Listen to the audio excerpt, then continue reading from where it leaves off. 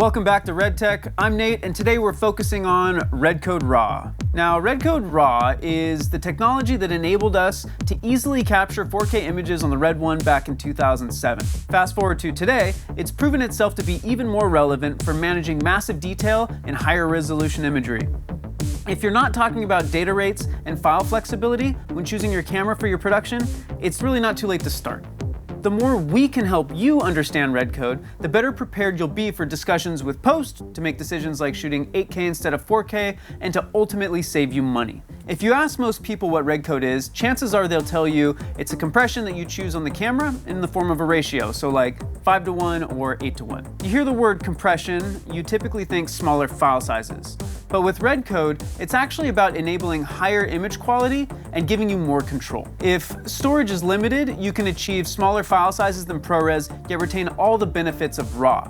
Alternatively, if image quality and efficiency are a priority, you can have similar file sizes as 4K ProRes, yet record far more detailed 8K imagery. Ultimately, you can choose whichever Redcode setting best fits your workflow. Let's first outline the highlights and then actually look at some visual examples to clearly illustrate the benefits in both quality and efficiency. Number 1, Redcode records raw data to maximize image fidelity and post-production flexibility. 2, it provides us with a tunable file size for superior image quality and lower storage requirements than other codecs. Number 3, it enables a raw workflow with non-destructive editing, which is fully supported by all the major post-production software packages such as Adobe, Apple, Avid, Resolve, and so on. Number 4, it stores a ton of additional metadata, giving us a window into how the image was shot. And lastly, there isn't another camera on the market that has all of these capabilities. So, to put things simply, it allows us to record 4K, 6K, and even 8K onto something as small as an onboard SSD like our Red Minimag or any other Red media.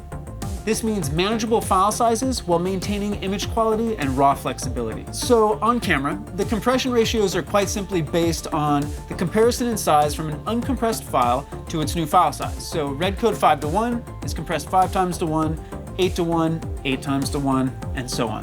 Often the initial thought is to shoot the lowest possible option or even ask for uncompressed.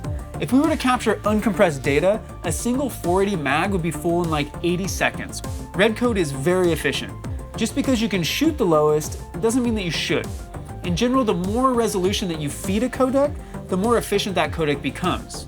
With Red, pairing this efficiency with our 8K resolution is an incredibly powerful combination that is unmatched in the industry. At a certain point, the visual gains at lower compression ratios are negligible, and all you're doing is increasing the rate at which you fill your drives and increasing the time to transfer all your data, both of which are ultimately going to cost you more money. So, how efficient is Redcode?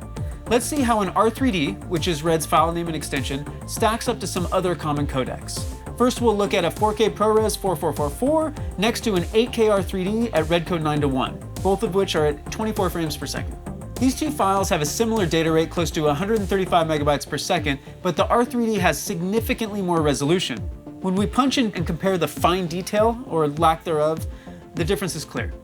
This is the easiest way to illustrate the performance of Redcode, and all of this gives you infinitely more flexibility in post.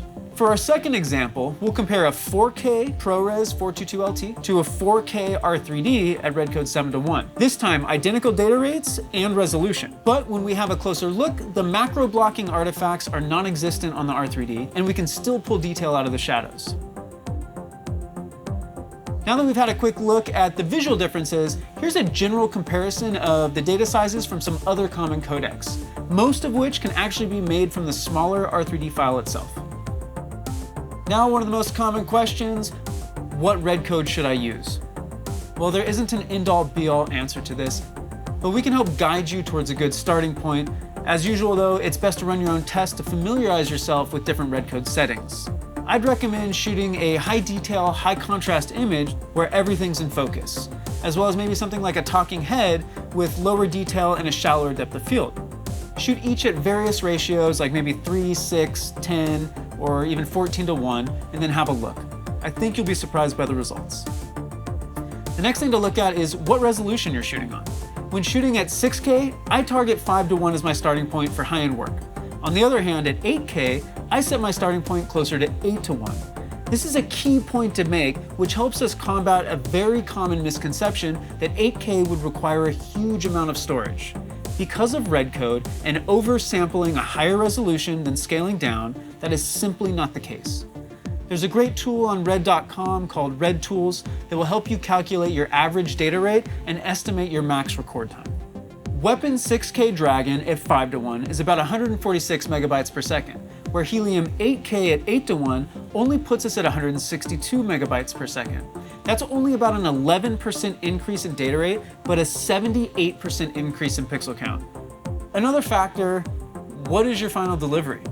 If you're targeting the big screen or intend on pulling stills, you'll probably want to aim for a lower Redcode ratio. Whereas content intended for TV, web, or maybe streaming can target a higher ratio, reducing the amount of overall data. And finally, are you shooting high speed?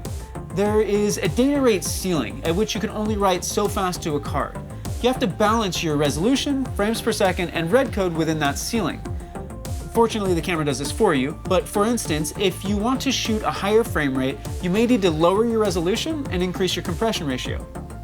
So in conclusion, while large files are scary, Redcode isn't. In fact, it's the solution. It's an incredibly versatile and efficient technology that allows us to record very high resolution raw images onto a Red Mini Mag and provides a great deal of flexibility regardless of your production and post workflow. There you go, Redcode. All right, that's it. Let us know if there are any additional topics you'd like us to cover in future Red Techs, and we will see you out there.